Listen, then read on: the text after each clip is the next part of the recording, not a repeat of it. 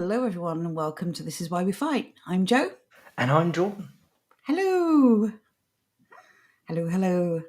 Oh, we've got some people here early. Good evening to Andrew. English Will is here. Sir Francis. Early birds are catching the worm. Yes. Fearless Bear is here. Tash is here. Philomena's here. Okay. Thank you, everyone, for joining us. If you took the time to read the description, you'll know exactly what we're talking about this evening. Before we carry on, how are you, Jordan? I'm all that. I didn't realise it was homework for tonight. Hey, it's not really homework, is it? Is it? It may No. well be. I'm doing really well, thank you. I had a day away from the computer yesterday. It was lovely. Yes. You enjoyed it? I did indeed. I went to go see family. It was very pleasant.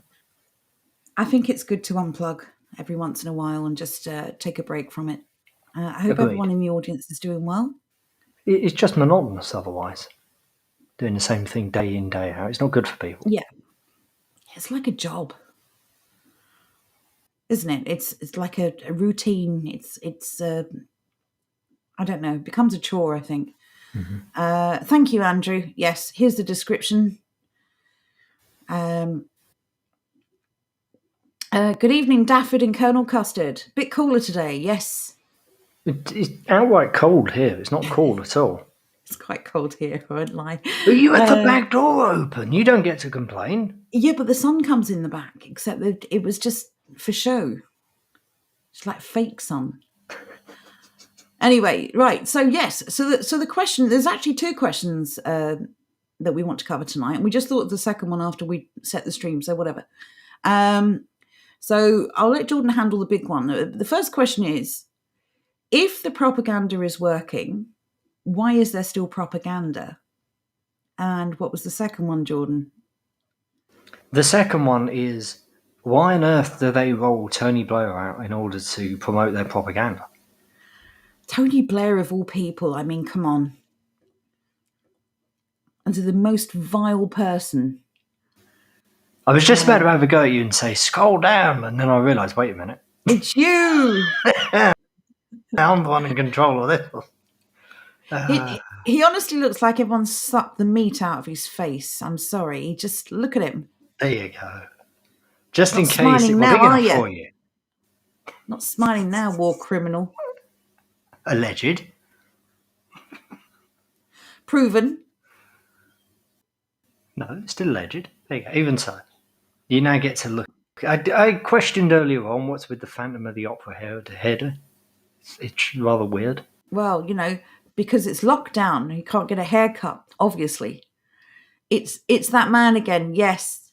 Yeah, I'm afraid so, Sir Francis. Oh, English Will says demon, and Daffod says devil.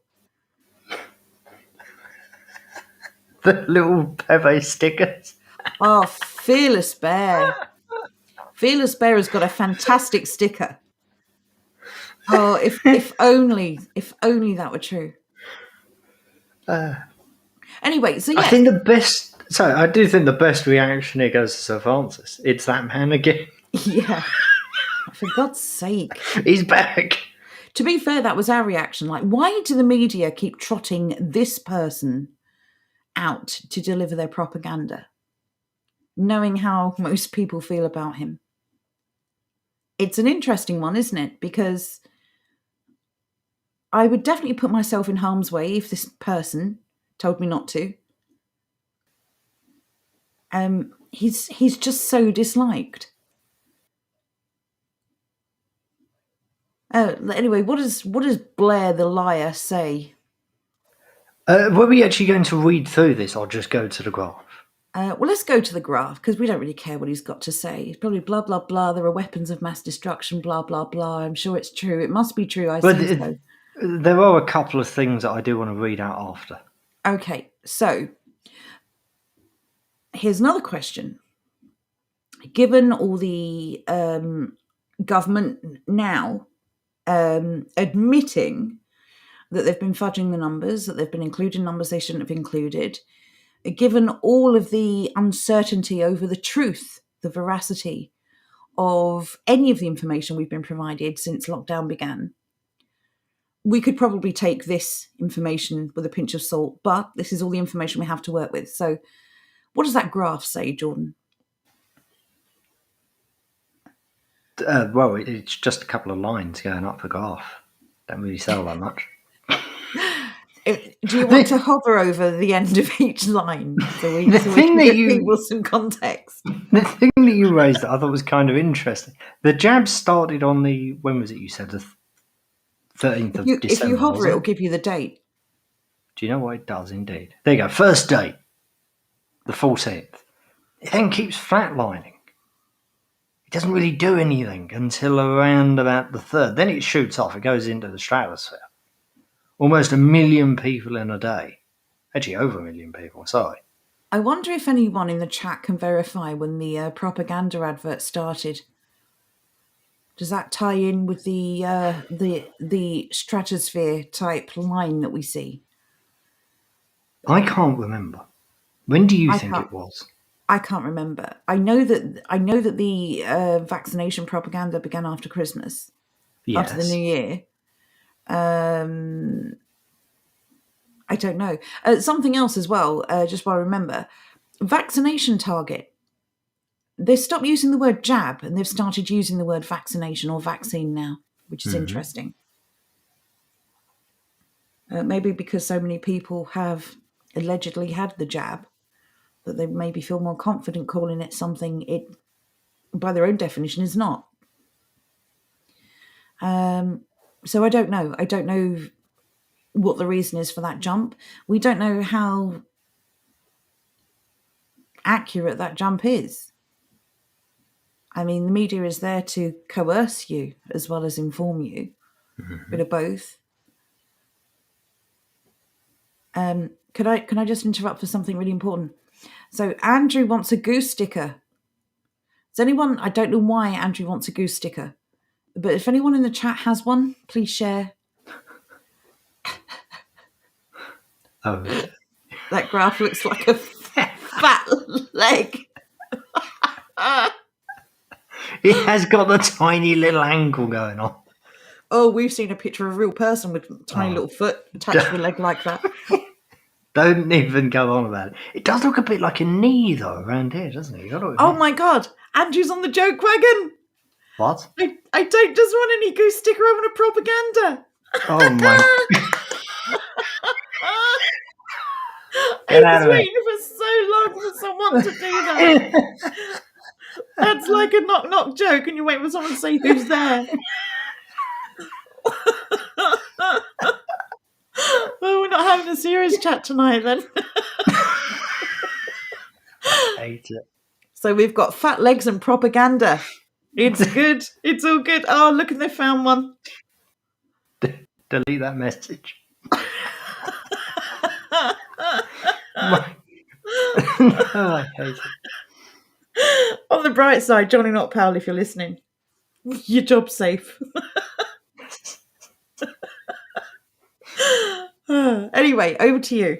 Read out some of the nonsense this man's blathering on about. There is a distinct irony to the next sentence. Spelling out Mr. Blair's latest proposal, close ally of the former Prime Minister told Sky News, data, the way we present it, is the most important tool we have. Oh, yeah. Is this not, like, it reads like a breakdown of what happened during his premiership.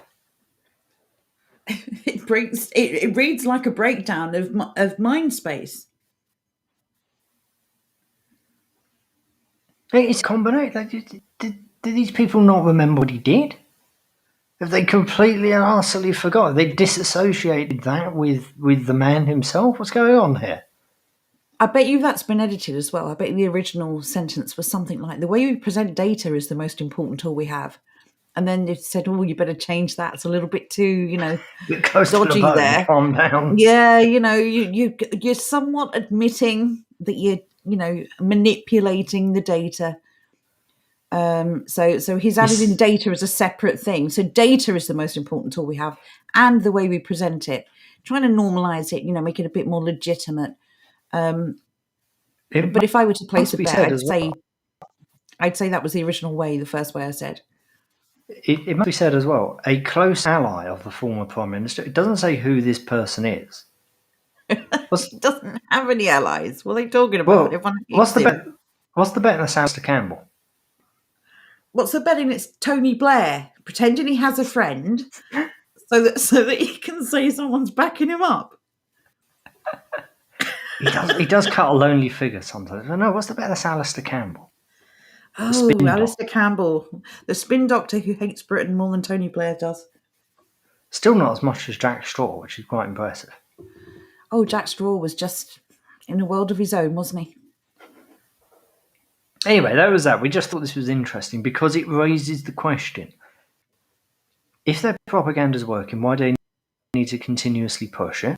And furthermore, why are they dragging this skeletal creature out of the lagoon?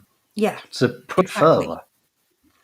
Or rather, if they want it to work, why use him? What exactly? Nobody likes him. Even people who voted for him don't like him. Even his mother doesn't like him. What's going on? Didn't we find an article a couple of weeks ago now? Someone in the media even commented that if you want to win the fight for COVID vaccine support, you need to stop trotting out Tony Blair as its messenger. I do vaguely remember that, yes. I don't remember who it was, but I do vaguely remember that being pointed out. I think it may have been in The Guardian, actually. So what do we think, chat? Do we think... I also kind of have a feeling the writer behind it was somebody like Owen Jones. It wasn't Owen Jones and it wasn't Ash Sarkar, but it was somebody of that ilk. It was somebody we don't normally like. Oh, Hairy Ash. No, she wouldn't say anything nice about Tony Blair. Oh, God, no, he's not far left enough. So basically, I'm going to put this to the chat. Do you think that they would waste their time on this type of propaganda if the propaganda was already working? That's question one. Question two is, if the case is that they do want the propaganda to work, why the hell would they trot out Tony Blair to be its messenger? What do we think is going on, chat? Keep up David's comment on screen. What, this one? Yeah. Well, Lenny Henry, yeah, that was a success, wasn't it? God's sake. This is the problem for all you actors out there. None of you bother watching my show, but whatever. If you're going to basically take a massive crap on half the population in a country, don't be surprised if they ignore anything else you've got to say. So the question, why do you think they're bringing out Blair? Do you think they're just detached, or do you think there's something else to it? I think there's still a massive divide, but there's an obvious divide between the powers and the people. I think that there's probably still a massive divide between the powers and the media. The media work for the powers.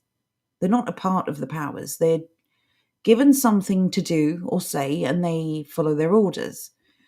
I think the media know how truly despised he is, but I don't think the powers do, or they just don't care. You've got to remember that Blair is not just an ex-prime minister. He is also running various groups and organisations that are making quite a bit of money off of this, by the way.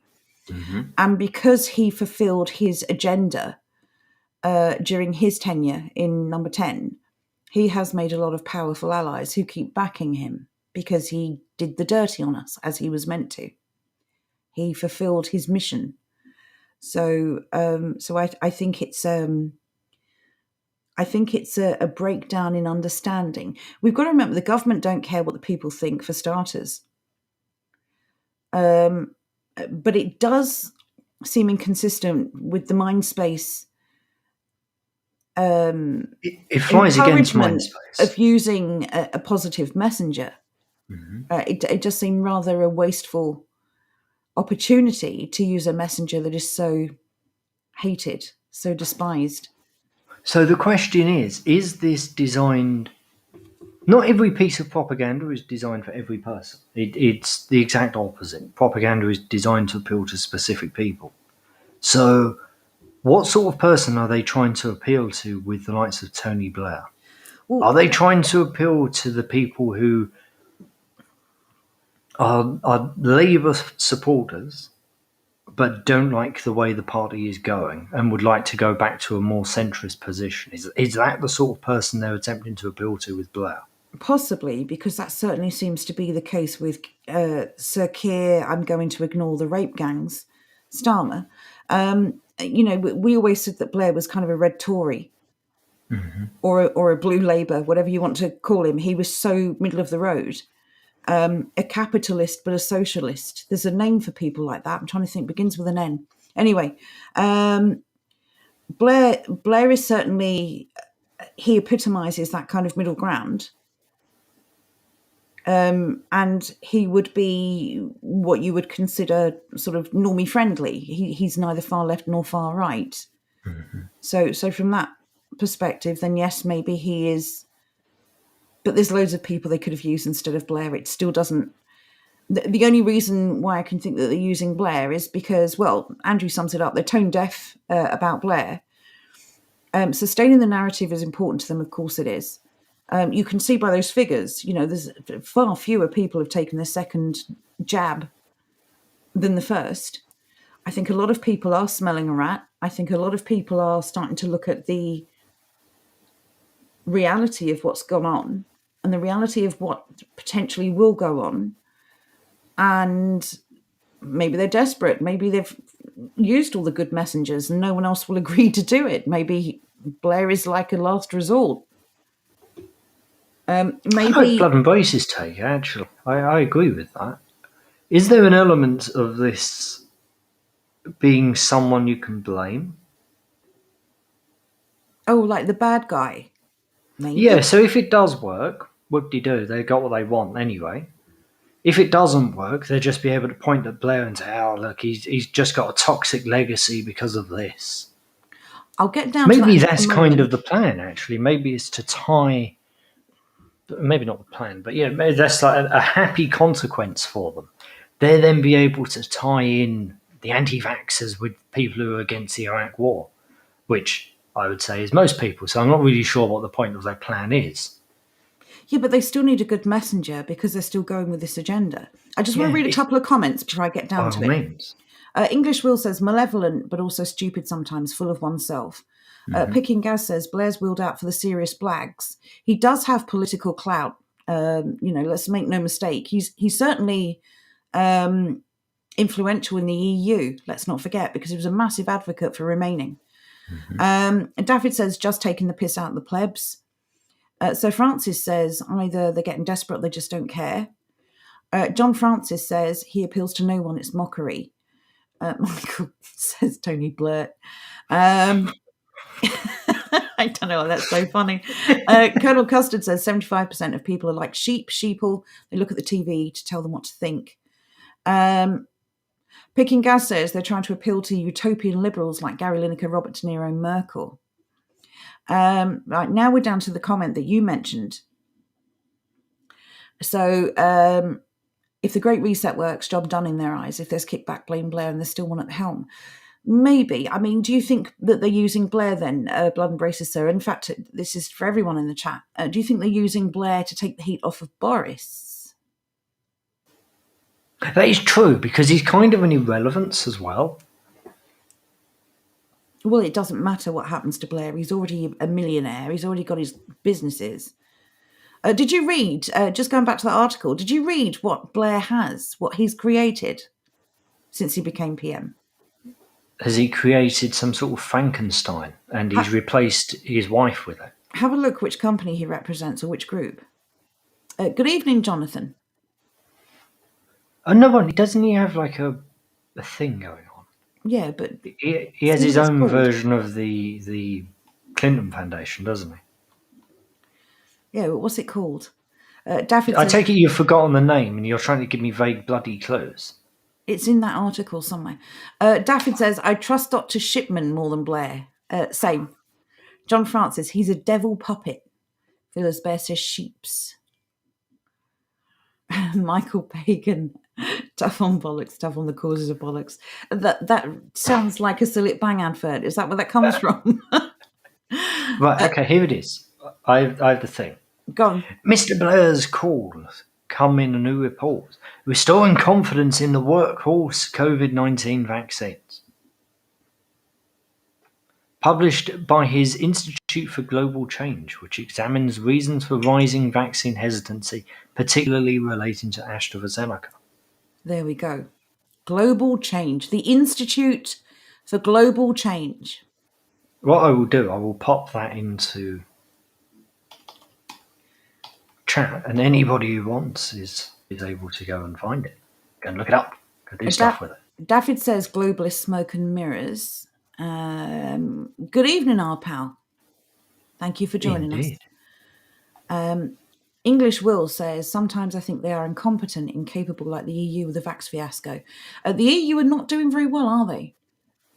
When it comes to rolling out the vax. I was reading something today. So they've got this COVAX thing, where they all donate vaccine to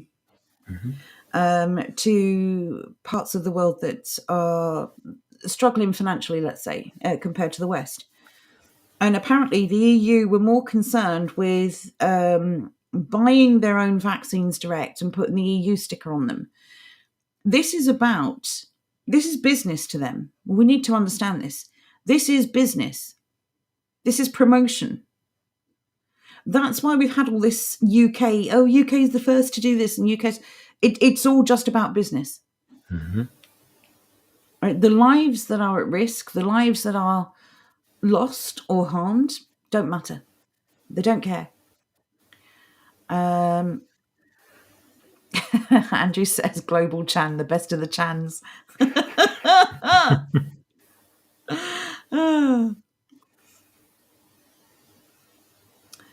Picking Gas says, Blair convinced my mum he was good. She's gone now. Wise up, Labour. Ha. Yeah. Blair was kind of this middle ground, wasn't he? He started off really well. He was popular with young people. Then again, that seems to be a thing. For some reason, Labour always caught the young, because of course young minds are easier to manipulate, aren't they, and control. It's the old saying. If I believe it was Churchill who came out with it. If you're a conservative when you're young, you're heartless. If you're a socialist when you're old, you're brainless. Oh, I like that. I have heard that before. I didn't realise that was Churchill. He was saying along those lines. I'm pretty sure it was him. Wasn't it some Russian or German who said, give me your young, give me your children, 5 years. Give me your children for 5 years and whatever. I can't remember exactly the quote. But they always go after young people. And you've just got to look at the... does anyone remember the Corbyn thing? The... oh, for goodness sake. My mind's That was Lenin, by the way. Thank you.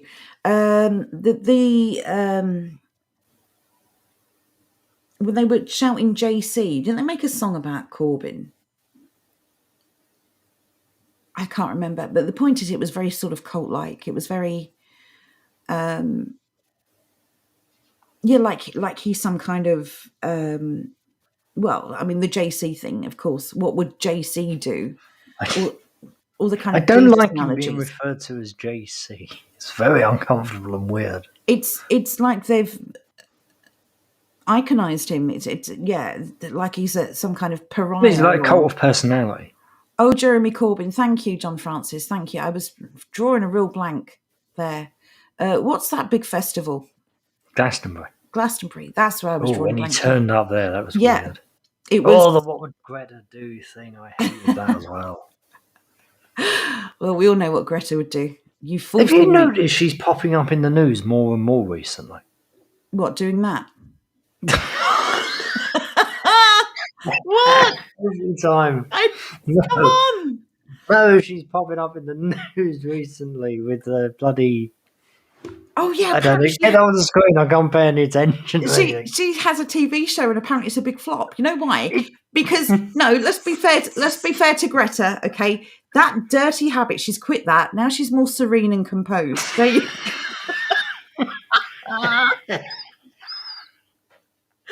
That look on her face is priceless. I'm pretty sure that's her expression when she was saying, "How dare you?" That's probably her expression when she was born. Do you think that's the look she had in her face when the doctor slapped her bare behind? It never gets old, Daffy. Honestly, I'm gonna just abuse this one so much. Just run it into the ground, it'll be fine. Oh, come on, it's hilarious. Oh, Andrew. I did have something to say fired. earlier on, and I can't remember what the hell it was. It can't be more important than it looks like she's had the vaccine too. It was. Sorry. You were talking about Greta. No, it wasn't about Greta. It was like 5 minutes ago. You just wouldn't shut up. Wow. Picking Gas says, resting climate problem face. Oh, God, that carry on. I will remember it eventually. It was mildly important. Well, you brought us on to Greta now. If you've got nothing else to say, I'll just go back to posting. Okay. We're moving on to the next part of this. Yesterday, I had a very interesting conversation with what I would describe as a perfectly normal person, i.e. somebody not doing anything like us, just as a well-respected job, well-respected individual, perfectly balanced, perfectly level, normal as you can possibly get. At the beginning of this conversation, she was towing the party line. You know, the COVID, terrible, blah, blah, blah, all of that stuff, all was good. As the conversation went on, over the space of about 20 minutes, it went from that sort of thing to, COVID's a psyop. It was really weird. It was very pleasant, because for once, somebody agreed with me and I didn't have to do anything to get them there. It was wonderful. Just kind of pointed out that I don't go along with it either. I would like to know how many instances we've come across of this. Just people, all of us just going around talking to people. How many times has that sort of thing happened? Somebody you didn't expect openly, like on the face of it, saying one thing, and then when you started to talk to them a little bit more about it, about COVID specifically, them changing their tune. I think it's interesting that we had a brief chat about this before we went live. A couple of the points I wanted to raise with the chat when you're thinking about this is, first of all, did this person feel relaxed enough to talk about this in the way that they did because they had support from you? I would say yes. And would that support or lack of support affect their decision-making process? And by that I mean, there must be lots of people who quietly, individually, maybe in quite some isolation, absolutely resist what's going on, but they may still find themselves towing the party line, as you said, and having the vaccine because there's no one really supporting them or backing them up until they find out there is someone doing that. So, and we know that there are still lots of people who don't come onto platforms where they might find others who agree with them. So they might keep those thoughts to themselves. That to me was the most interesting part of the conversation. It was when the reason this was first brought up, or the reason she started to change her opinion, was because we got talking about the news and about how it is just constant. It's never ending. It's this one subject. It's time after time after time, every single day, every single news channel. It doesn't matter whether it's TV or radio. It is COVID 24/7. Yeah. And she called it. She just said it's propaganda. It's constant. So a bigger question then is, did she come to this conclusion because the propaganda has reached saturation point? I think that was what did it. Looking back, if I had to take a stab in the dark and say what did it, I'd say that was it. I think she had just reached the point where it had become plainly obvious. She's also Polish, so that may have something to do with it. Maybe she's a bit more aware of what it is about, purely because they've ex-Soviet bloc sort of thing. They've had communism. They've had that constant regurgitated nonsense in the news and media every day of their lives anyway. Well, I suppose they've had state propaganda, haven't they? Like on a grand scale that we have never seen before. Yeah, that's what I'm thinking. Maybe that's something to do with it. So what does the chat think? Do we think that there are potentially millions of people who have the backbone, the wherewithal to withstand this, whether they have obvious support or not? Do we think that people are seeing through the saturation of propaganda? Because it is constant now. Do you think that this is another case of overreach that's bringing people to, or bringing them to a point where they realise, hang on a minute, if all these things are as extreme, as serious as we're being told, and if all these things that we're being told are good for us are actually good for us, why is there such a need for this constant propaganda? Jonathan says, hundreds of people by now, mate, that I've spoken to. So Jonathan agrees with you. I think we're kind of right at the very, very beginning of seeing the wheels fall off. I hope so. I'm interested to see where this goes over the summer. Well, the reason I bring this up is because I think we need to start doing this a bit more. yeah, Pushing back in soft ways, just saying that you don't go along with it, and then letting that person do what they want to do. Because you don't need to push everyone. I didn't push her at all. I just let her get on with it. And she eventually basically came around to my position without actually saying anything, which is rather lovely, as you could well imagine. I think there are loads of people, especially if they're not like us, they're not talking about it all the time, they're going to be really, really frustrated, especially if they have family who do go along with it. They're not going to have anyone to talk to about it. We're not going to have to do all that much in order to pull them out. I agree with that. David says we've always had state propaganda. That's not in dispute, David. As you know, we agree with you. The question is has it ever been so obvious that we have propaganda? I don't know that people necessarily. We do now, obviously, with hindsight, looking back, understand that this is and was the case.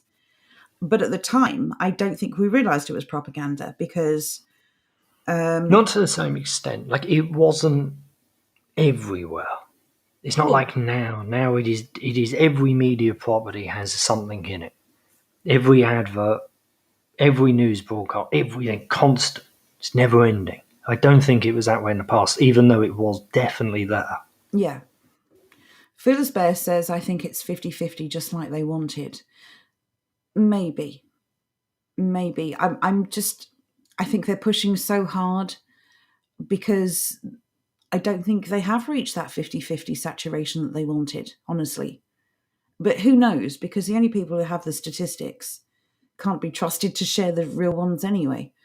Tash says, an acquaintance of mine wears the mask because he doesn't want any discussions. Wonder if he'll take the jab because he doesn't want any discussion. It's a good point. This is what I was saying. If people have doubts or hesitation, but have no one to talk to about these things, no one to support them, are they going to go ahead and have the jab anyway because they don't feel like they have anyone to stand with them, you know? Johnny Not Powell says, I think most people these days are thick as mud, can't do anything or think for themselves like adult children. Well, we've talked about the infantilization of society. I do agree with that. The thing, if people are kind of childlike, and to some extent I agree, surely that means there's a whole bunch of people out there who are kind of in that teenage-ish rebellion era or age.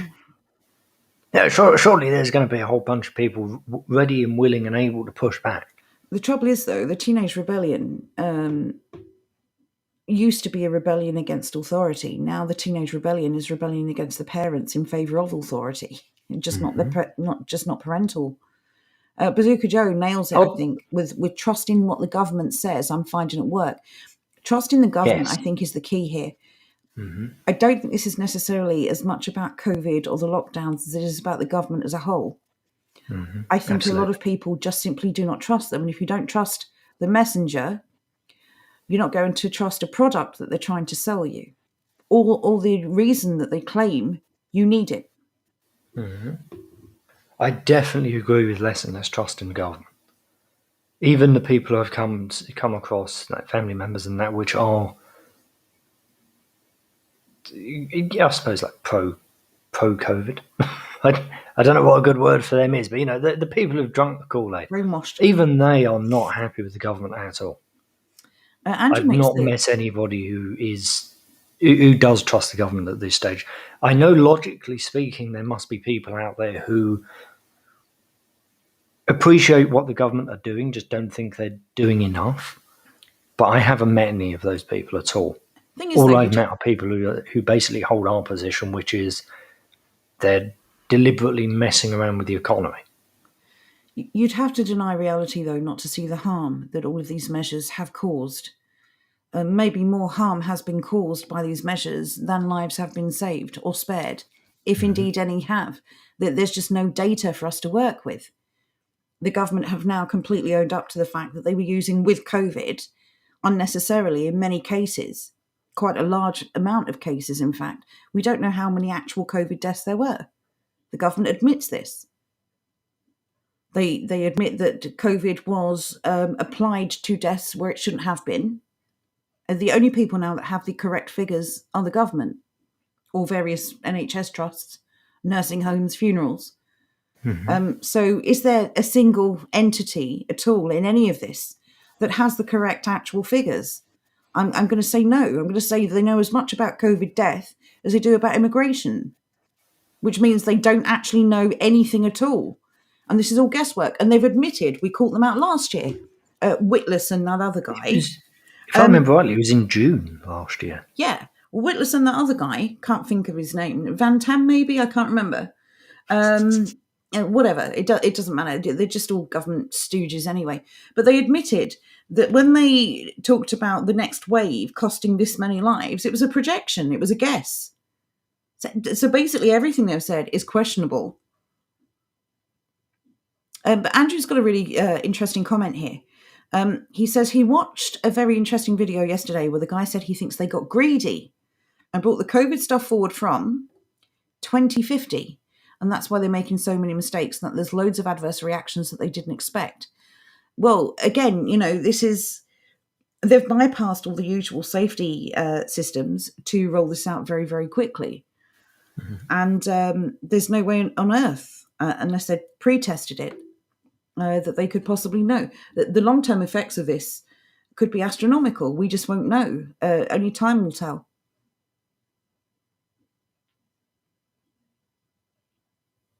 Bazooka Joe has a comment for when you get there, by the way. Right, I'm just catching up. Sorry. John Francis says, so many normies watch GMB and BBC Breakfast in the mornings, get Guardian, BBC, HuffPost News, pushed up the algorithms by big tech when they search for news on their phones. It's chilling, really. It is. Yes, this is a massive amount of propaganda, and people are being led in the direction that the powers that be want. Is this The question is, why do so many people still watch the likes of Good Morning Britain and the BBC? Well, is it just momentum? Are they sitting there agreeing with them, or are they sitting there thinking, no, this is all nonsense?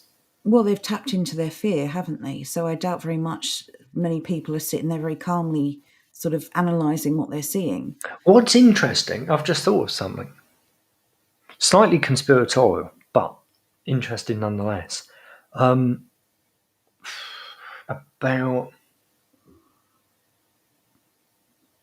a year before all of this started, Barb, which is the company who track viewing figures in the UK, stopped giving out their information publicly. Interesting. Yeah, I just realised. I hadn't thought that before. It would be bloody interesting to get those viewing figures for now to see if they've fallen or if they've stayed the same. Because the only companies who can now report on those figures are people with a heck of a lot of money. It's interesting as well that Boris has stopped doing the COVID updates, hasn't he? The White House the White House update things that he was doing at the podium. You know, I with thought they're still doing the those. hands, face, space. Well, apparently he stopped because someone in the media, some lefty commie, was complaining that the COVID updates had stopped. Oh, no. The propaganda's ceasing. What are we going to no. do? Quick, somebody dig up Stalin. The propaganda's finished. Quick, we need to roll someone out with a message. Who can we pick? Tony Blair, genius. Let's do it. Bazooka Joe says, ask if their life insurance covers an experimental unlicensed treatment that works. That works. I'm finding people know that the insurance companies will do anything to get out of paying. Well, there's no liability either, is there? Considering the long-term effects cannot be documented yet. There's no liability for any of these companies. So if you suffer a serious disability or illness through side effects, there's nothing you can do. You just have to live with it.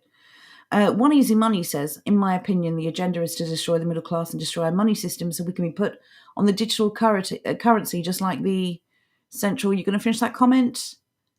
No, you didn't finish the comment. So, like the central banks, yes, I did see that. The central bank are now working to bring in a digital currency. Jordan, did you see that? I did not. If you have a quick search, you'll find it.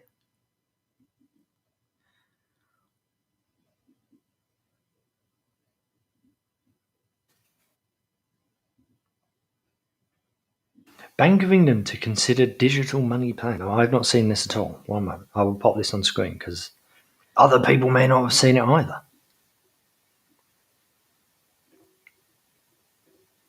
A picture of a woman sitting by an empty coffee shop, as you would expect. Well, it's because she's a feminist. Oh, did I say that out loud? God damn it, you were meant to be on mute. Destined to be alone forever. Carry on. Bank of England Treasury have announced they're setting up a task force to explore the possibility of central bank digital currency. Can you possibly imagine a more bureaucratic sentence in your life? I already hate it. The Bank of England and the Treasury, theoretically the same people, have announced they're setting up a task force. They're going to have an inquiry to explore the possibility of something. Oh, can I just quickly intervene? This is the second part. I found it. Thank you, One Easy Money. I'm sorry it took me a while to find it. The back talk about in Basel, Switzerland is called the Bank of International Settlements Digital Currency. Thank you. I'm sorry it took me so long to find the other half of your comment. What was the rest of that? Bank of... I think it's Basel. I'm not sure how you pronounce how you spell it. Yes. The Bank of International Settlements Digital Currency. Thank you very much. I will look into that shortly. Thank you very much, One Easy Money. It's nice for you to stumble over a word for once and not me. I think it's Basel. It is indeed Basel. I feel rather smug. I know a word Joe doesn't as well. No, I knew Basel was a place. I just didn't know how to spell it. Issued by the bank for use by households and businesses, it would exist alongside cash and bank deposits rather than replacing them. The purpose of this? To control everything you do. I am going to imagine that this is just going to be a cryptocurrency that has been set up by the government itself. Can I just say, analysis by Faisal Islam. When you've got Islam in your surname... Don't go there. Just leave it alone. Just leave it alone. There's no point. Economics editor, has this person broken down what the ramifications of this are, or are you just being a sheep? Enter Bitcoin. That is a Tony Blair sentence right there. It's like we're back in the 90s and Park Life is back in the charts. Right, let's have a look then. Enter Bitcoin. Bitcoin, rather. The Bank of England have been pontificating about digital currencies for some time now. Now we will seriously look into establishing an alternative digital currency to be used by households and businesses.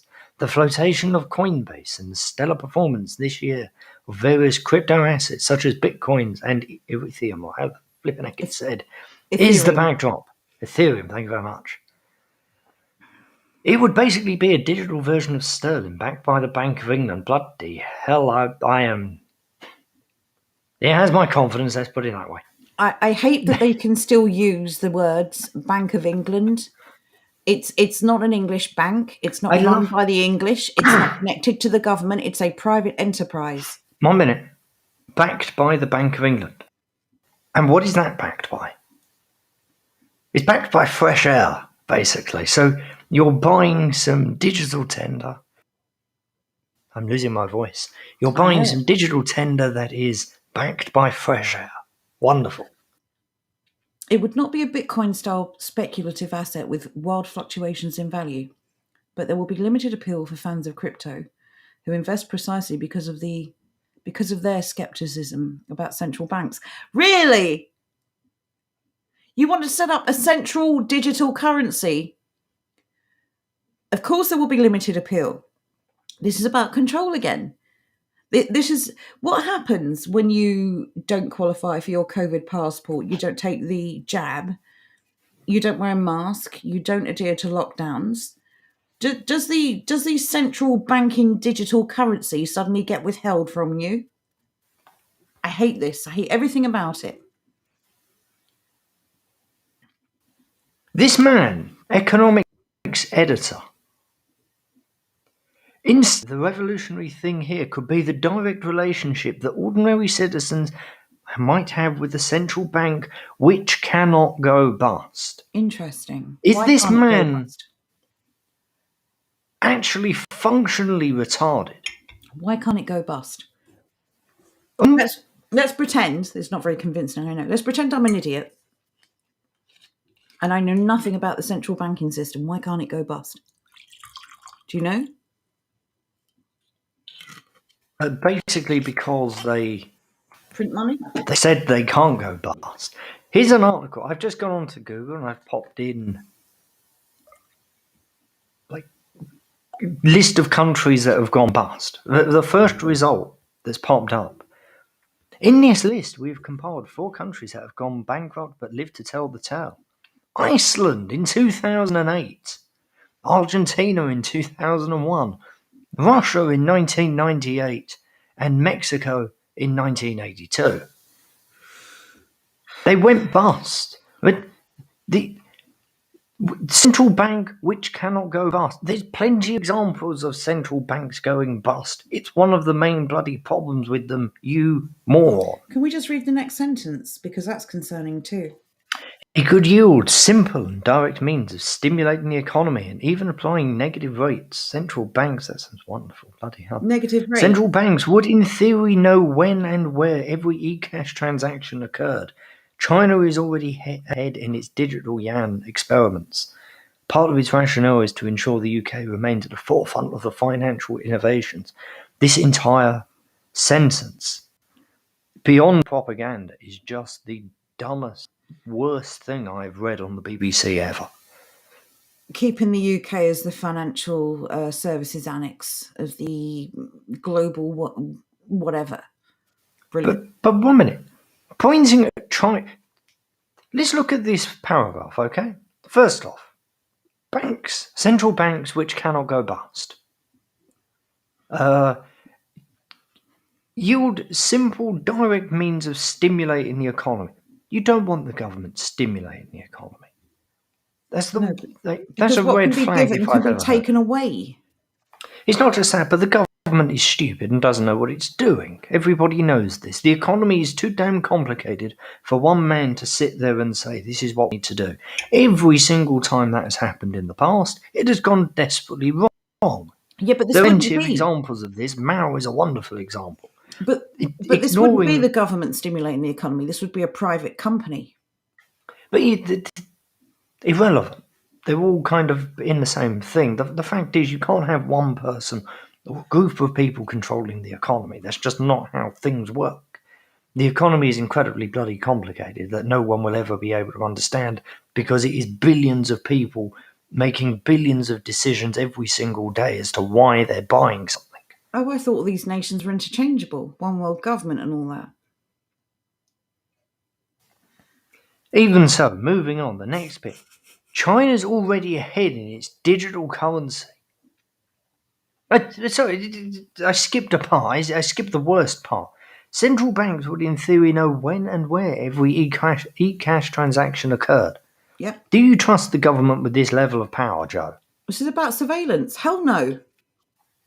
How much do you trust the government with this? Keeping in mind, as well, that we have Mr. Blair in the previous article, whose wonderful idea that his flagship thing beyond the Iraq War was that he wanted to drag in the national ID cards. I don't trust the government at all. The government serve the government. They serve the people that pay the government. They do not serve the taxpayer or the citizens. I do not trust them. And I don't think that any government should have any more control over its citizens than it currently does. And I don't even think it should have the control it currently does. I don't think it should have the control it currently does. I don't think it should have the control that it used to have back in 400 BC. I think it should be negative government at this stage. The government should serve its people or it should be abolished. I would rather have zero government.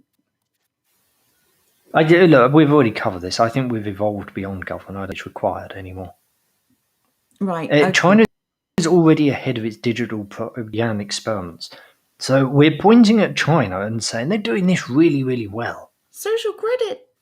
Meanwhile, we also point at China and say, aha, the genocide of the Uyghurs. They're not doing this very well. Social credit systems.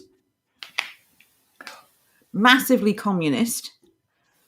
No freedom, no privacy. State control over everything. Brilliant. China's definitely someone we want to copy. It's the Tony Blair dream. I bet he's behind this as well.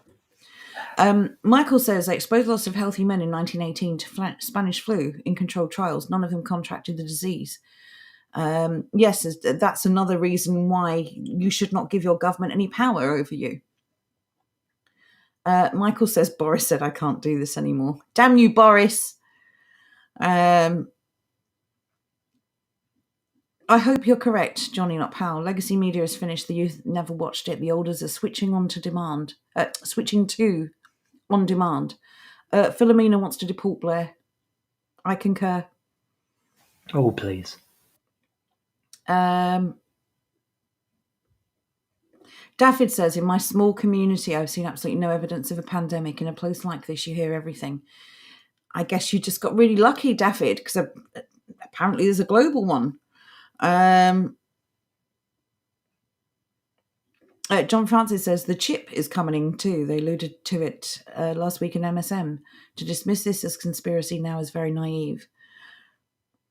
Phyllis Bear says, I'll only take the vaccine if my Supreme Leader Greta takes it first. Greta's, you're going to make her have another cigarette, honestly. Don't make me do it. Picking Gas says, crypto made by government. No crypto for anyone. Yes, they're obviously jumping on the crypto wagon because it's made a lot of people a lot of money. Picking Gas sums it up. Crypto is an escape, not a replacement. Agreed. Jonathan says, at my meeting last night, we checked one of those C19 tests. 100% there are things on those test sticks. We've seen them. That would be something interesting, Jonathan. If you can film something like that, it'd be great. Picking allegedly. Gas says, hey, Joe. Let's cover ourselves by saying allegedly many times. Yeah, everything I've said tonight is alleged. Hey, Joe, where are you going with crypto in your hands, says Picking Gas? It's the reason I've got issues, actually, about crypto, all of it. Because if we have our own system of any kind, they'll do everything they can to shut it down. I'm not saying I'm against or for. I'm saying I'm undecided. But the thought of a central bank controlling it, hell no.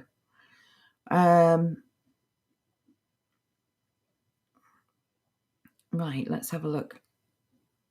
DJ Mark says, sounds like an attack on Bitcoin to me. It sounds like they want a slice of that pie, for sure. Daffyd says the point of crypto is to get away from government money. Yes. So many deportations, says Philomena. There's quite a list we have going now.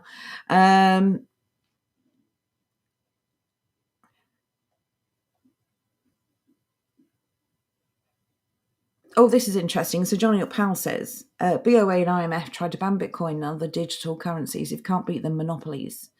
Yes, this will be another monopoly, of course, be controlled by one small group, as always. This is one reason I really like Lysander Spooner, and people should look into him a bit more, because this man basically spent his entire life coming up with ways to create market-driven monopolies and then having the government take it off of him because he was just too efficient. Well, the fact is that we could create any currency as long as we all agree to accept and use that currency with each other. It can be done. It wouldn't be legal tender in the strictest sense of the word, but it would be legal for us if we perceive it to be. So that's something to consider. Michael says, keep your grubby hands off the people's innovations. Tash Can says... you imagine how... Sorry, I've just thought of something. Can you imagine how incredibly stupid it would be if you're a cop and you're arresting somebody for using like what they would deem fake money? And then you say, no, good sir, you're not allowed to use that fake money. Instead, you have to use our own state-approved fake money. Well, I don't think it would quite go down like that, but I get your point. But that's basically what it is in reality. Like, you're not allowed to use this currency which you deem to be worthy. No. You have to use the currency that I deem worthy. Yeah. I deem this to be worth something because the government deemed it to be worth something. Yeah, again, this is about control. This is about do as you're told and shut the hell up. Tash says, I remember hearing last summer that the Bank of England was closed for weeks. I remember that, and I can't remember why. COVID. I don't know. I don't remember that at all. Okay. I can't do any funny voice. I'm losing my voice as is. Johnny Powell says the Bank of Canada Canada. I just made up a new country. The Bank of Canada just collapsed. Did it again? Canada. I can speak. Is that true? Bank of Canada just collapsed. I have no idea. Venezuela. We all know what happened in Venezuela, don't we?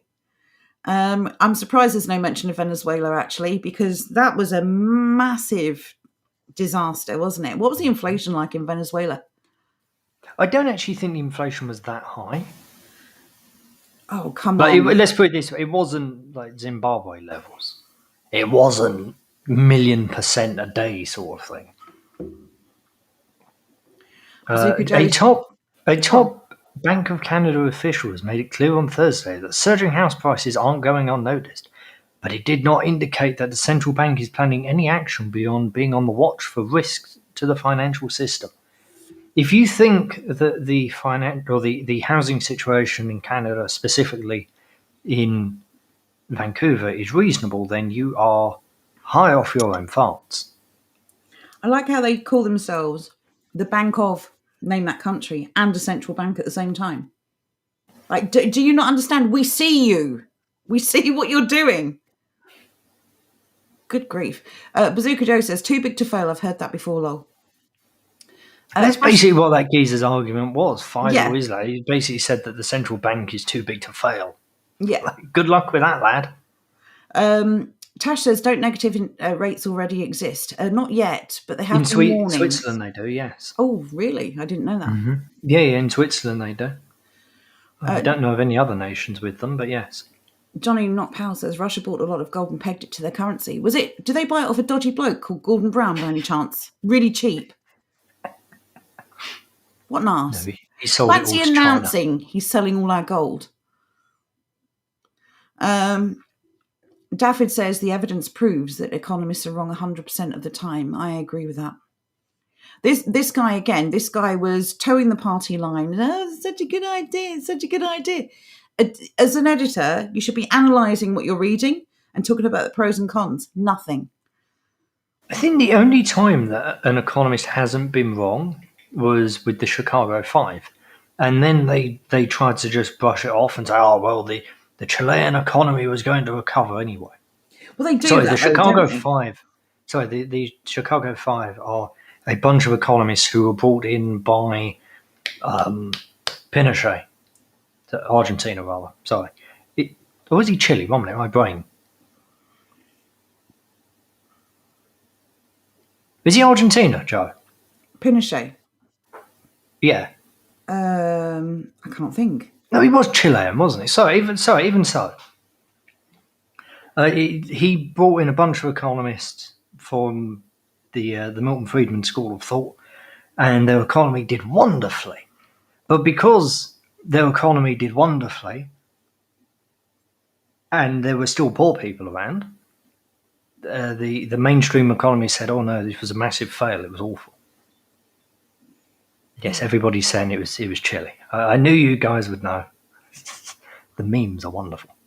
Johnny Not Powell says, I think all political parties should be banned, independents only. I think community leaders will do just as well, honestly. It's about who you put your trust in. As you know, we don't believe that politics can be infiltrated, and there's no point standing politicians, even independents, unless the point is to infiltrate and take over. I don't think there's anything to take over. And as we said before, politics, unfortunately, doesn't stop at the doors of power in each country. It's now a collective, centralized cabal of people who will never, ever let go of the power. Zant says, go to supermarket, use cash machine outside, walk in, use the cash. Well said. You'll own nothing and you'll be happy. Yes. Bazooka Joe says, one world government based on the Chinese system, digital credit based on good citizenship. Well, let's not forget the digital trust network is coming up. Indeed. Which we need to cover more in depth at a later time, I think. We will, absolutely. Good evening, Aramis. Thank you for joining us. Okay, catching up on the chat. How back on the chat are you? Aramis joined like 40 minutes ago. I swear we got to bed already. Well, you were talking, and I was waiting to cover a comment. So, wow. Blair should be in prison. Absolutely concur. This is interesting from Xanth. How do you hide jab side effects in trials? Use another jab as the placebo. This is an interesting conversation that we've already had. Mm-hmm. Because there is no way to hide any side effects from these jabs, and anyone, take away the conspiracy side of it, everyone must be in agreement that you must have long-term testing of something to work out the long-term effects. That's just reality. Well, there hasn't been long-term testing. No, the test is now. So aside from the hiccups that they've had, I would imagine that these ones are placebos. I think that the recurring yearly booster is going to be the real deal. That's my own personal opinion. Good evening, Rome Wood. Yes, I'm way behind, whatever. I don't like that phrase Bitcoin, though. I hate it. As I said, it's like Blur's back in the charts, and Spice Girls are all the rage. Look, now Picking Gaz is just mocking me. Yet another name change. Gary Garner's Stack of Ribs. Brilliant. I can speak English very well. Apparently, just not this evening.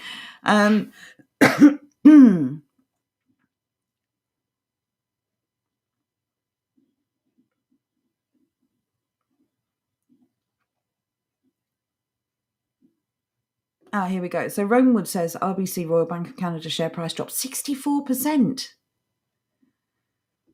I didn't know you could buy shares in it. Oh no, sorry. Right, sorry. Right, a private bank. Sorry, I understand. Yeah. Not the national bank. Not the central bank. No, I got very confused. I was like, what the hell has happened there? No, that makes a lot of sense. Right, I've caught up to the Chile comments. Pinochet was Chile. There we go. We're there.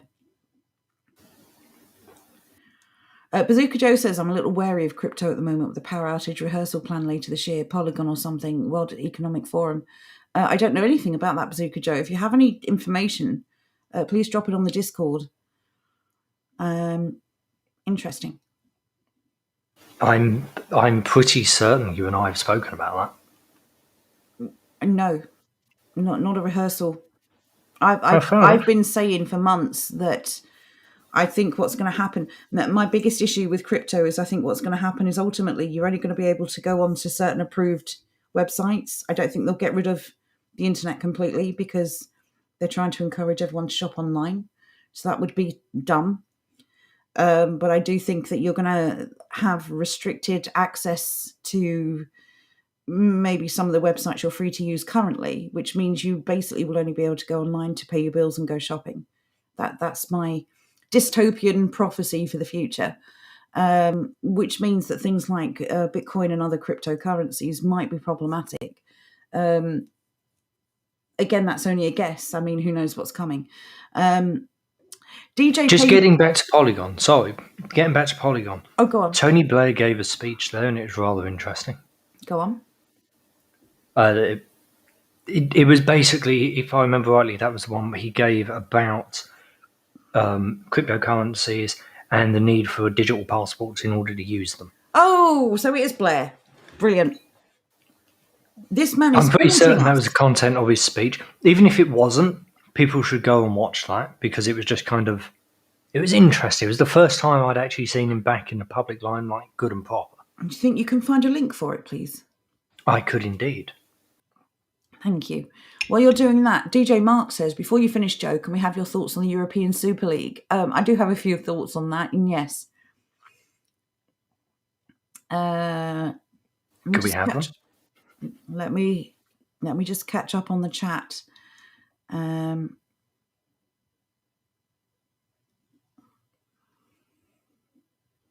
actually do have something to say about that, so you can catch up and then we'll get back to it.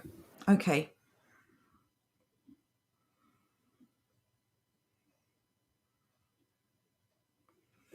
David says they're not releasing any info. They're not releasing info on any supposed COVID deaths after the jab. I've noticed that source of information has dried up rather.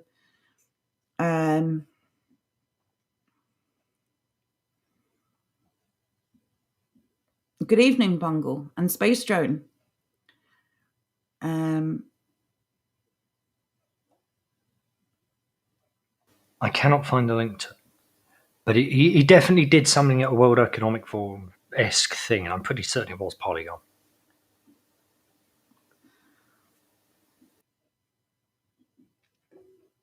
Romewood says you'd be hard-pressed to have a long-term power outage since it powers the surveillance state. Yes, we need to remember that as well. Every possible thing that we can arrange or plan between us is invariably planned online. I know that more and more people now are creating offline communities, and that's a wonderful thing to see. That's why we keep advocating for it. But the state rely on us planning online. It's the only way they can infiltrate and cause us problems. So yeah, at the end of the day, the state requires electricity and the internet and all of that stuff, so it's not going anywhere. Yeah. It's too damn convenient for them. They need us online because it's a good way to surveil what we're doing. Exactly. Once upon a time, they would have had to have teams of people go out to spy on a single individual. Now they can have one single individual sitting at GCHQ and they can look up anything with a lot of people involved, like a lot of people on the receiving end. They can create all sorts of algorithms and whatever else they need to look up and look through all of our data. It's perfect.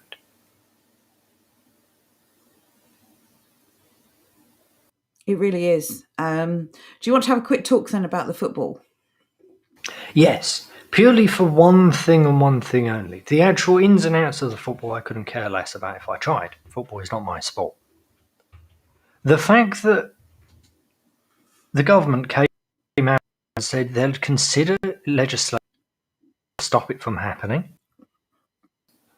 Yeah. This is two private groups who've had to disagree, whatever. I have no idea what has happened. Two private groups have decided to separate, do their own thing. One of them, the bigger, more powerful, has got onto the government and said, you cannot allow these people to do that. The government is propping up a monopoly. That is the most blatant example in recent times that I can think of where the government has intervened in such a way. Yeah, I want to read a couple of bits from the story. UEFA, the Premier League, and the UK Prime Minister Boris Johnson have condemned 12 major European clubs, including the Big Six from England. I can't speak again, including the Big Six from England, signing up to a breakaway European Super League. Arsenal, Chelsea, Liverpool, Man City, Man United, and Tottenham are part of the group. La Liga's Atletico Madrid, Barcelona, Real Madrid, and Serie A's AC Milan, Inter Milan, and Juventus are involved. UEFA said it will use all measures possible to stop this cynical project. Senior figures at European football's governing body are furious about the proposals. Boris Johnson, traitor-in-chief, said the plans would be very damaging for football and that the UK government supports the sports authorities in taking action. He added the clubs involved must answer to their fans and the wider footballing community before taking any further steps. The European Clubs Association, the ECA, which represents Europe's clubs, held an emergency meeting on Sunday in the wake of the reports. The meeting was chaired by Ajax chief executive Edwin van der Sar. Bayern Munich and Paris Saint-Germain were among the clubs who were present. In a statement, the ECA said it would be strongly opposed to a closed Super League model. I don't think that was the point, was it? The point was there was a backlash from the fans. I'm not entirely sure what the basics of the story was. I've really lost interest in football since English teams are predominantly no longer English, I won't lie. But so their issue with the breakaway is that it's a cynical, I guess, non-inclusive group, shall we say? What is the reason? Does anyone know what the reason is why these particular teams decided to make their own? I don't care. It's irrelevant. I do agree with David in that it's a distraction. That's important to keep in mind the timing of this and what else is going on at the moment. They must be doing something. Beyond that, though, the government coming out and outright saying we will introduce legislation to stop this. That's a problem. It's a really big problem. And it is something that we can be talking to friends and family about. If everyone will have their opinion on this, that's fine. There's going to be very, very few people who are okay with that. Because when you really boil it down, sport is sport. It's not important. It isn't something that the government should be getting involved in. It sure as hell isn't something that the government should be getting involved in at the beck and call of the powerful within that sport. This is the cronyism that we all complain about. This is the corruption we all complain about. It's just unusual for them to be so incredibly open about it. And if they're doing it with this, which is football, pretty unimportant, what else are they doing it with? Are they doing this with steel? Are they doing this with rail? Are they doing this with haulage? What else are they doing this with? Well, this is about control. You cannot deviate from the system. Indeed, but not. This here is the blatant corruption we all know exists. It's just on the surface for once. That's why I find this so incredibly interesting. It is what we all complain about, what we all know exists, but they've done it in the open this time. The major teams have gotten together. They've gotten on to their bosses. Their bosses have then gotten to the government, and the government has said, "Don't worry, lads, we'll take care of it." And then that stopped the breakaway league. Yeah, I wouldn't mind. That's a great comment. Oh, you can't really deny that now, can you? This really does come down to these systems are in place, and how dare you try and do something outside of that system, to create something. I do want to get to the basis of this, to the foundation of this, because I thought it was fan backlash that caused it. I know it's a distraction, but even so, it's interesting that they're listening to the fans now, but they didn't under certain other circumstances. I wonder if the sports culture has taken a massive financial hit. I wonder if that's why.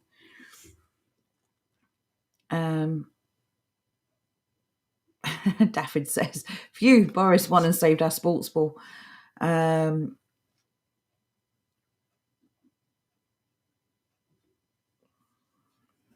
David also has another comment. I'd like to highlight this one. Bunch of amateur YouTube channels. Better than Match of the Day. there are so many YouTube channels out there for this sort of thing. This is football, there's plenty of it: tennis, darts, golf, whatever you want. Rather than mess around with the likes of BBC and BC and Sky Sports and all the rest of that, Yeah. just find a couple of those guys. Yeah, They're absolutely. actually quite interesting. At the end of the day, sport is interesting. It's natural to have other hobbies. You don't need to be work all the time. You don't need to just turn off from everything. Things doesn't matter what it is, be it motorsport or football or whatever else. Watching those guys, listening to their podcasts, they're genuinely interesting because they're fans and they're not being held back by nonsense. Basically, they're not being held back by the standards that TV companies place upon them.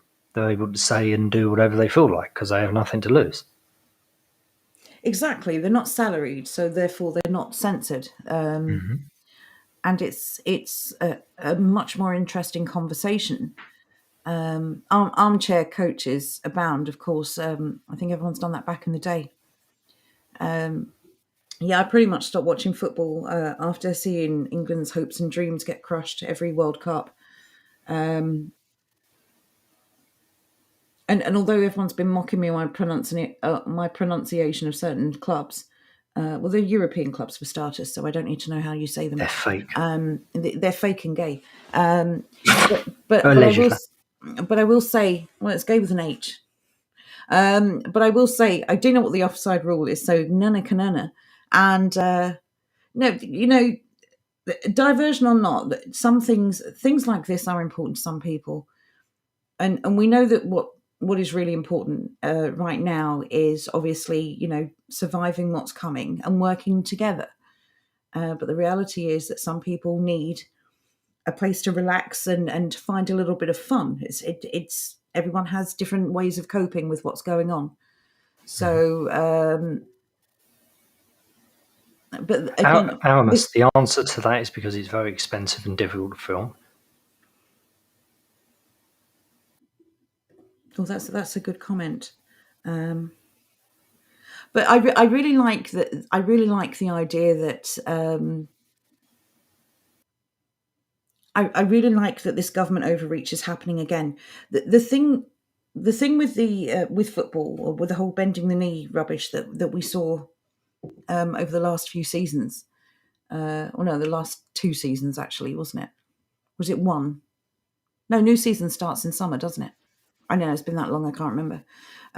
Anyway, the point is, this government overreach is really good, because people are very zealous about this sport, very zealous, very protective of it.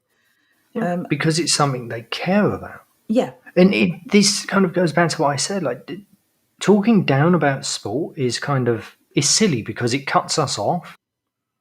It cuts us off from a major part of the population. Yeah. People have opinions on things that matter to them. At the end of the day, I'd rather somebody watch a game of football than bloody whatever nonsense is on the TV, like Julian Clary's latest game show. Like, come on. Let people have a bit of fun, and something like sports. It's great. It's fun. It's interesting. It's different every time. Thing is, we can't be, warriors for reality 24/7. We everyone needs a way to wind down, to let off steam.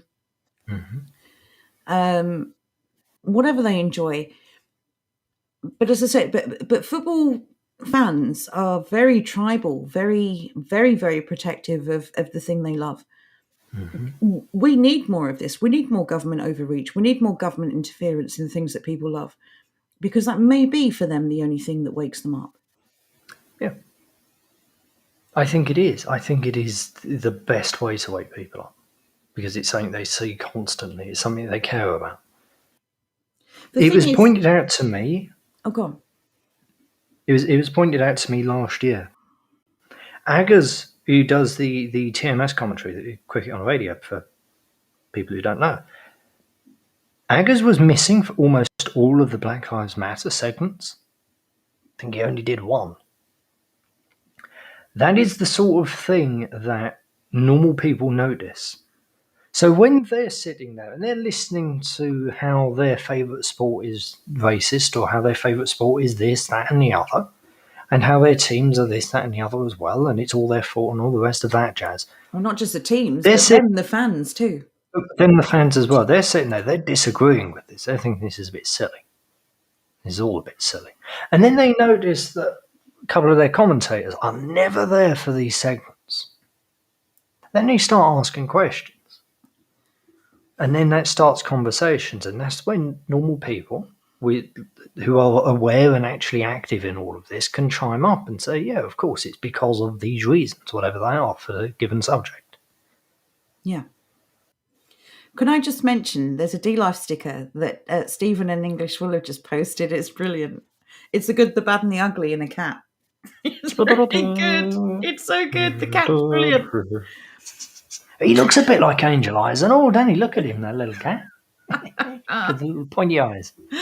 But yeah, we need people. Look, whatever your thoughts are on football or any other sport, whether you love it or don't care about it, there are people who do. People who will have ignored everything else that's going on because it doesn't personally affect them.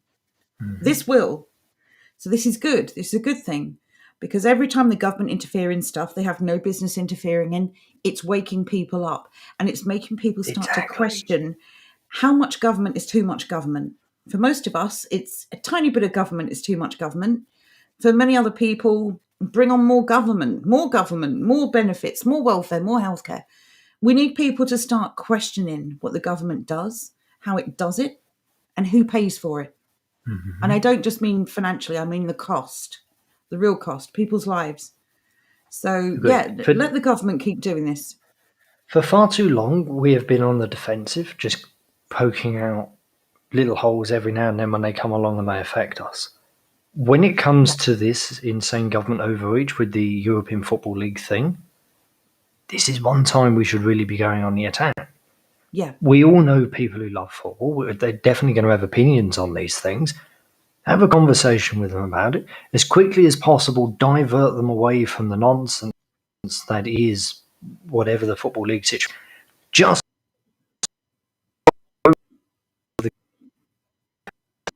you roboted hard then.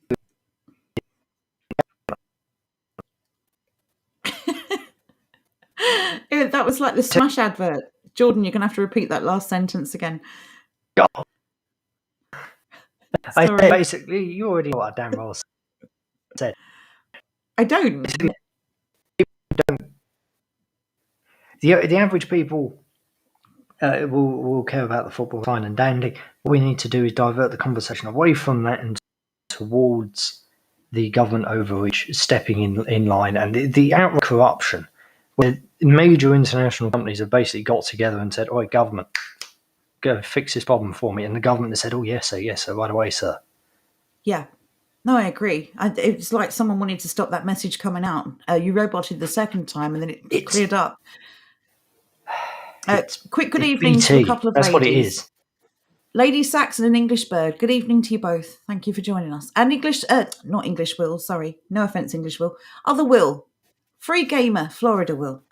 Just got off work. Thank you for joining us. Made in USA review, I did give you a miss there earlier, sorry.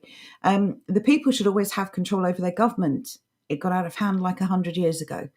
Yes, It's definitely out of hand. Oh, Fearless Bear, do you see a sticker, Jordan? At 8:54. I see many stickers. Sir Francis, look, they're all doing it. Sir Francis, Tash. Sons of guns. Mocking your internet. What you need is a little hamster on a wheel if you really want to mock it. No, what I need is a little hamster on a wheel and then an even smaller hamster behind it with a little whip.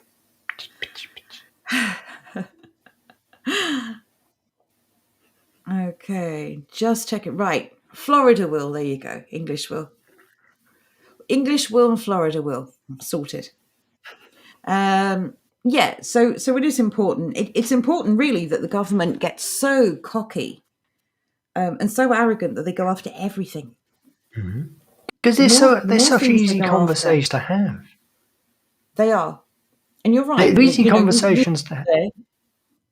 Sorry, they're really easy conversations to have because they're also low stakes. It's not like something with like COVID or various other things over the years, the Iraq War, for example, Age of Orange, maybe if you're getting into a weird debate about that. These here are just really simple, easy conversations to have because they're not high stakes. And everybody is completely aware there's nothing they can do.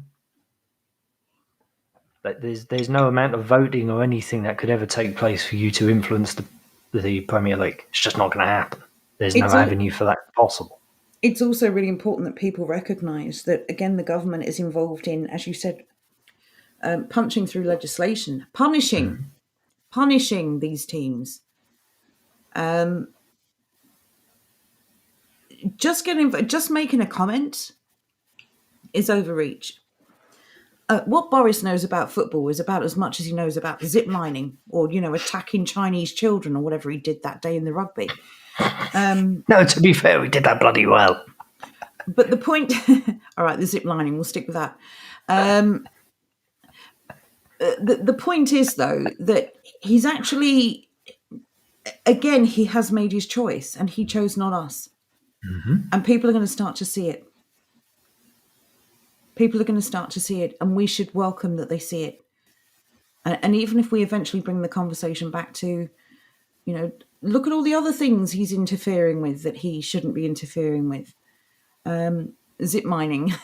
I'll be honest, Zant, I heard zip mining and all. I was like, what the hell is zip mining? Zip lining. How does Joe know an industrial process that I don't know about? This is weird.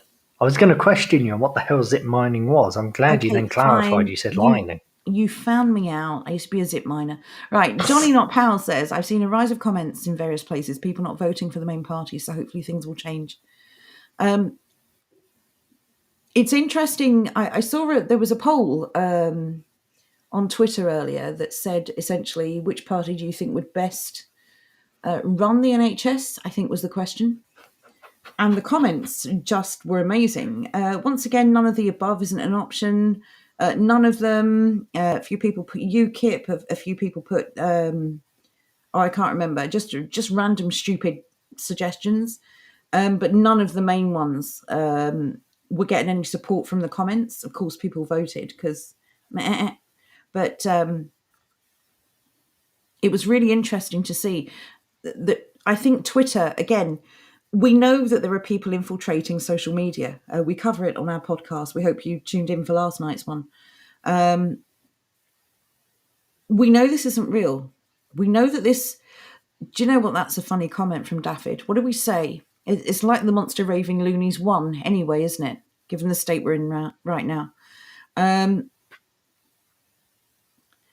We need to remember that everything is perception. Everything is for show. Except the people going against the grain. Okay, people who go against the grain are generally telling the truth because there's no benefit for them to do it. People who are backing up stupidity, that is the stuff that we consider stupid, which is the opposite of common sense, are either paid to do so or they're brainwashed. People who buck the trend, people who speak for themselves, are, I would say, in most cases, if not all, completely 100% genuine because there's nothing in it for them. So don't be deceived by comments that appear to uphold the system. These aren't real people. These aren't people who aren't either paid or ordered to be there saying what they're saying. I do think the tide is turning. I really genuinely do. And I think the reason why platforms like YouTube are hiding dislikes, you can still dislike things, you just can't see how many. So they're hiding ratios and all of this, sort of touchy-feely soft nonsense. Oh, you can't see dislikes anymore because it might upset someone. They're doing this on purpose because too many people... Biden sad. Or too many people dislike what's going on. I don't know who they think they're kidding by hiding all this. But we see them, and they know we see them. Mm-hmm. Now it's just a case of who blinks first. We are good people. And we have a relationship with reality, common sense. We are good people with good standards. And that's why we will win. because the only thing for them to do is to shrink, and the only thing for us to do is to grow. They had their day and they blew it. They blew it. They had all the power, all the influence, but they wanted to appear to be friendly, people friendly, and they took too long. And I said this before, and I'll say this in public. I think all of this that's happening over this year and last year is because they knew their time was coming to an end. They knew that people were starting to wake up and question things. And now what they've had to do is put in systems of control to prevent the people from turning up outside these places of power with pitchforks. Because people are starting to get angry. People are starting to see what's going on. And more people are waking up. And the only way to keep themselves safe is to keep trying to divide us, keep throwing things at us to distract us. But people are starting to see through the distractions too. They really are. All of the disdain now is for the people in power. And hopefully more people are moving away from these little divisive groups. The groups exist, no question. The groups cause problems for each other, no question there. But nothing is going to change until the people in power change, or until we change the power. And all these other problems can be dealt with after. We just need to survive the next couple of years. And then we can start focusing on making things great again, making things safe and good. But if we focus on the symptoms of the problems, we're ignoring the problem, and the problem becomes a bigger problem. And it digs in, and it becomes stronger and harder to dislodge. So what we need to do is focus on the problem. All of the things that are happening to us are happening because the people in power in all of our countries are allowing it. Those are the people that are our problem right now. Because nothing else would be happening unless they allowed it. And that really is the key. And as was rightly pointed out, the football thing is a distraction, but we can use it. We should start using these distractions to our advantage. Exactly, turn the table. Yeah, use it as a talking point, as Jordan said, as a way into a conversation. Mm-hmm. But at the end of the day, if we do not focus on the actual problem, we're going to lose each and every time, or nothing will change. I don't want to be sat here in 10 years' time thinking, damn, we gave it everything and nothing changed. Things will only change if we focus in the right direction and if we focus on the right people. Everything else will come after. But the inequalities in society are only upheld by these people in power. We change the power or we dilute the power, those inequalities won't matter. We have to look after ourselves, and that means putting what is best for us first. All of us. We've got to start thinking as communities and not individuals. And we can bring individual skills and excellence to each community, but we've got to start thinking in groups, because that's where the strength lies. The government has never had to worry about communities before because they did such a great job of destroying them all. If we rebuild our communities, if we start networking and talking to people and coming together and raising each other up and building friendships and relationships offline, they won't know what's hit them. They won't be able to affect us anymore. They won't be able to lie to us or deceive us or manipulate us. And that's what we need to focus on now. Government proofing ourselves like a shield of truth, like a cloak of honour. I don't care what you want to call it. We need to do government condom. A government condom. That's not where I was going with this at all. I don't like that. I do not like that. Somebody's going to clip that comment. You know that, don't you? Well, good.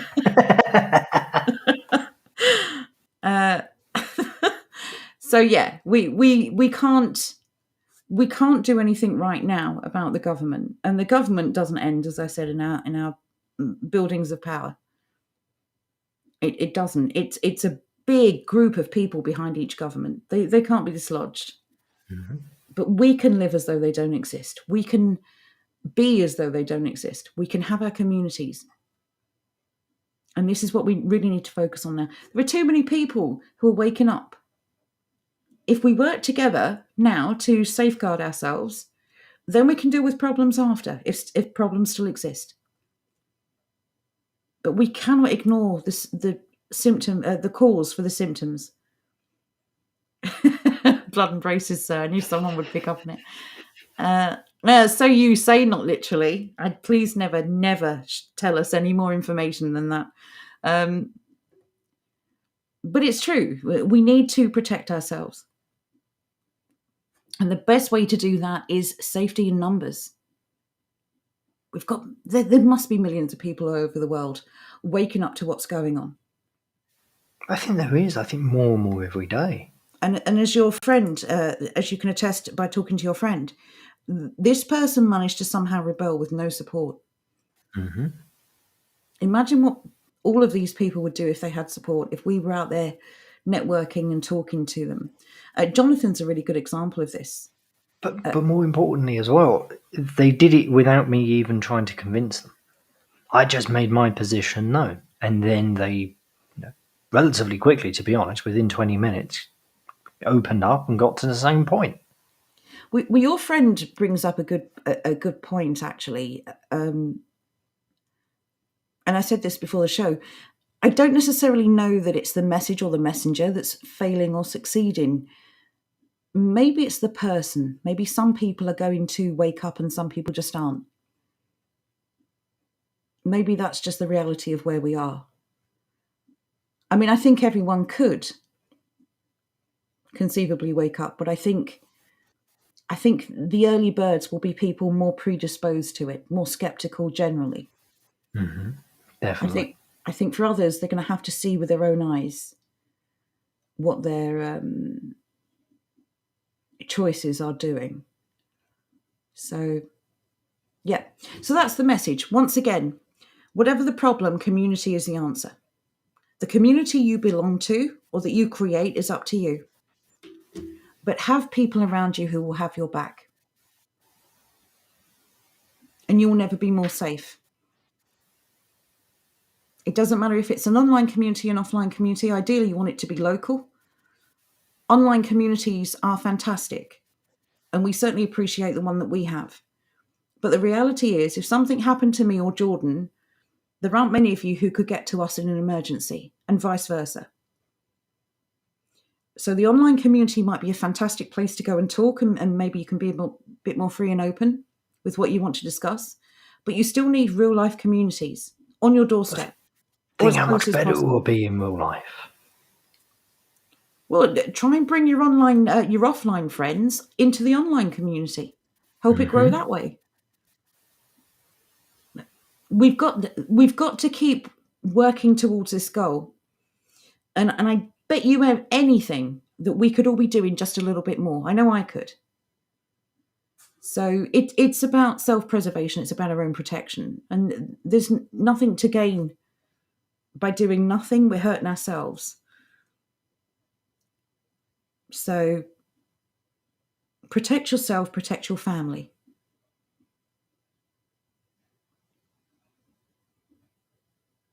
Because I think that is the number one. That is the number one priority now, protection. Having a support system offline as well as on. Not just someone you can phone who'll get in a car, but someone who you can go and walk to if you need help.